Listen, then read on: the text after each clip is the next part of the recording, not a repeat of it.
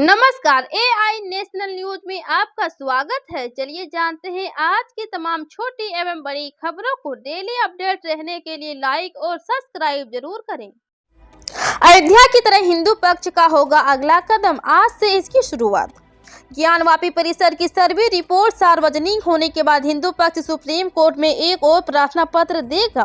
इसके माध्यम से परिसर स्थित सील वजूखाने का एएसआई से सर्वे कराने का अनुरोध किया जाएगा। साथ ही कुछ अन्य पुख्ता साक्ष्य एकत्र करने के लिए अयोध्या के श्री राम जन्मभूमि जैसी खुदाई की मांग भी की जाएगी।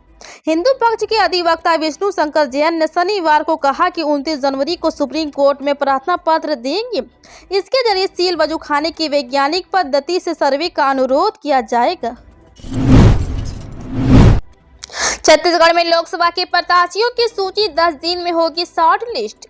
छत्तीसगढ़ में कांग्रेस चुनावी मोड पर आ चुकी है। राजधानी में लगातार 2 दिन स्क्रीनिंग कमेटी व प्रदेश चुनाव समिति की बैठक में कई मुद्दों पर रणनीति बनी। छत्तीसगढ़ कांग्रेस प्रभारी सचिन पायलट ने साफ कर दिया कि विधानसभा की गलती लोकसभा में नहीं दोहराएंगे। समय रहते प्रत्याशियों के नामों की घोषणा की जाएगी। वहीं 10 दिनों के भीतर प्रत्याशियों के नामों को शॉर्ट लिस्ट किया जाएगा। साथ ही प्रदेश के दिग्गज नेताओं को लोकसभा चुनाव में प्रत्याशी बनने का ऑफर दिया गया है। नेताओं को निर्णय लेने के लिए वक्त भी दिया गया है। शहर में 23 रूट्स पर ही चल सकेंगे ई रिक्शा, राजवाड़ा पर बंद रहेगा प्रवेश। शहर में संचालित 8000 से अधिक ई ऑटो रिक्शा अब निर्धारित रूट पर ही संचालित होंगी। यातायात और परिवहन विभाग ने इसके लिए 23 रूट और 8 सब रूट चिन्हित किए हैं। जल्द ही इन रूट को अंतिम रूप देने की प्रक्रिया की जाएगी। रूट के अनुसार ई रिक्शा की कलर कोडिंग होगी। वहीं राजवाड़ा क्षेत्र ई रिक्शा मुक्त रहेगा। कलेक्टर कार्यालय में शनिवार को इंदौर के यातायात सुधार को लेकर बैठक आयोजित की गई। नर्मदा नदी में मशीनों से निकाली जा रही रेत माफियाओं पर नहीं हो रही कार्रवाई।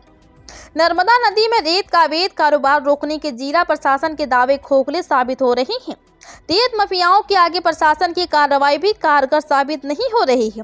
राजस्व विभाग के अधिकारियों की तबीयत से पहले ही रेत माफिया चकमा देकर भाग निकली। अब तक कोई बड़ी कार्रवाई इन लोगों पर नहीं हो सकी है।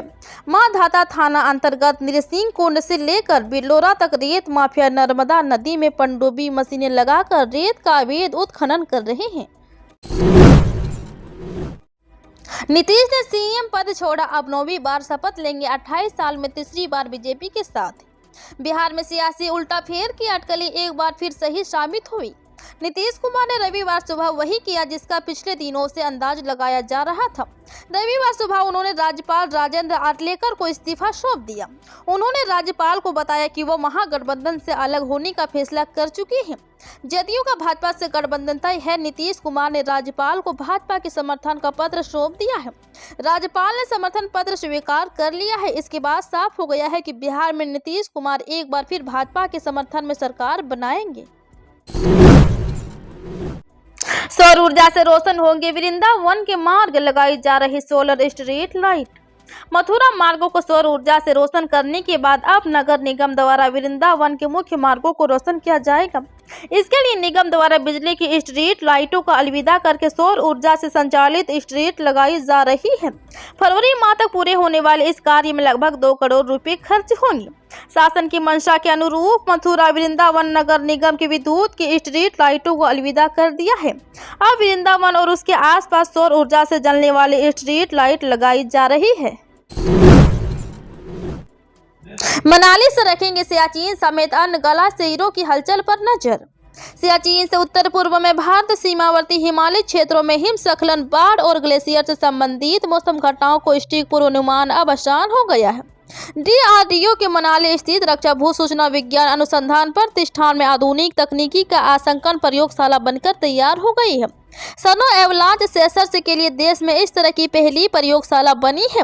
रक्षा अनुसंधान एवं विकास संगठन के महानिदेशक डॉक्टर शैलेंद्र वी गाडे ने मनाली में आंकलन प्रयोगशाला का शुभारंभ किया। रेल मंत्री ने दी बड़ी खुशखबरी, रेलवे में 1.5 लाख पदों के लिए भर्ती प्रक्रिया पूरी। केंद्रीय रेल मंत्री अश्विनी वैष्णव ने बड़ी खुशखबरी दी है। उन्होंने कहा कि रेलवे अधिक रोजगार के अवसर देने की योजना बनाने लगा हुआ है और 1.5 लाख पदों के लिए रोजगार प्रक्रिया पूरी हो चुकी है। वैष्णव ने कहा 1,50,000 कर्मचारियों के लिए रोजगार प्रक्रिया हाल में ही पूरी हुई। इसके तुरंत बाद सहायक लोको पायलट के चयन में नई प्रक्रिया शुरू कर दी गई। ये इस दिशा में पहला कदम है। उन्होंने वार्षिक रोजगार प्रक्रिया और इसके पीछे के मकसद का भी जिक्र किया।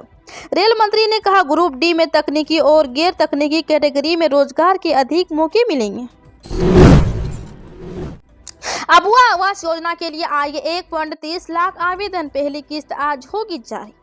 जमशेदपुर में पूर्वी सिंहभूम के उपायुक्त मंजूनाथ भजंत्री की अध्यक्षता में हुई बैठक में अबुआ आवास योजना की भौतिक सत्यापन में प्रगति की समीक्षा की गई। राज्य संपोषित अबुआ आवास योजना को लेकर सभी प्रखंडों से 1.30 लाख से अधिक आवेदन प्राप्त हुए हैं, जिनमें करीब 90% लाभुकों का सत्यापन किया जा चुका है।